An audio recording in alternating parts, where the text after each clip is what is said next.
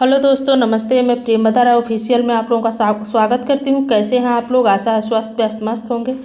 और मैं आप लोगों के सामने बहुत ही प्यारा, बहुत ही सुंदर मुंडन गीत लेके आई हूँ। तो आप लोग सुनिएगा, अच्छा लगे तो लाइक शेयर करिएगा और चैनल पे नए हो तो सब्सक्राइब कीजिएगा और कमेंट करके हमें ज़रूर बताइएगा कि हमारा गाना आप लोगों को कैसा लगा और आप लोग हमें कहाँ से सुन रहे हैं। धन्यवाद। बाबू बाबा आगे रुदन पसारे, बाबू बाबा आगे रुदन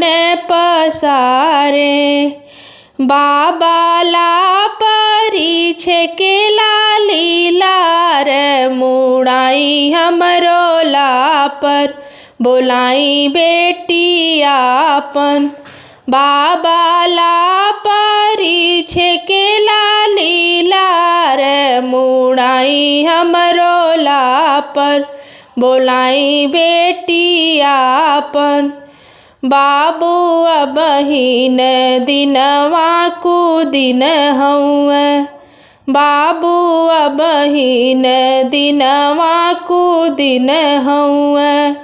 बाबू आवे देहु दिनवा सुदीन, मुड़ैबो तुहरो ला पर बोलैबो बेटी आपन,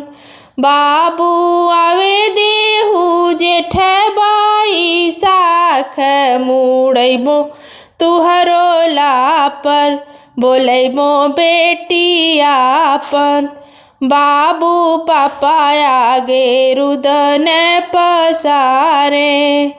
बाबू पापा आगे रुदन पसारे,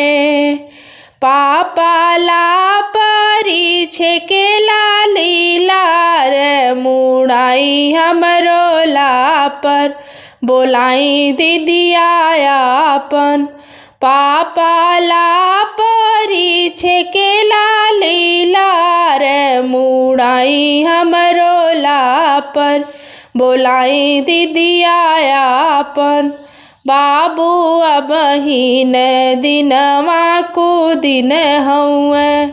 बाबू अबहिन दिनवा कु दिन हउए, बाबू आवे देहु दिनवा सुदीन, मुड़ैबो तोहरो ला पर बोलैबो दीदिया आपन, बाबू आवे देहु जेठ बाई साख, मुड़ैबो तुहरो ला पर बोलैबो दीदिया आपन, बाबू चाचा आगे रुदन पसारे, बाबू चाचा आगे रुदन पसारे,